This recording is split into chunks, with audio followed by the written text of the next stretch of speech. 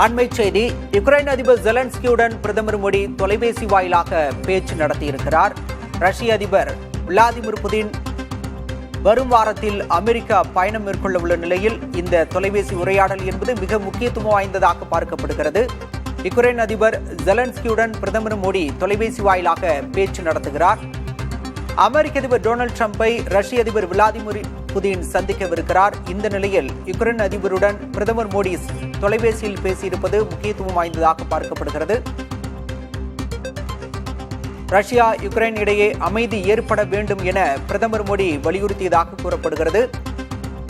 Russia Ukraine இடையே அமைதி ஏற்பட வேண்டும் என்ற இந்தியாவின் நிலைப்பாட்டை பிரதமர் மோடி மீண்டும் தெரிவித்திருக்கிறார். ஏற்கனவே பலமுறை அமைதி ஏற்பட இந்தியா உறுதுணையாக இருக்கும் என்ற உறுதியை பிரதமர் மோடி தெரிவித்திருந்தார்.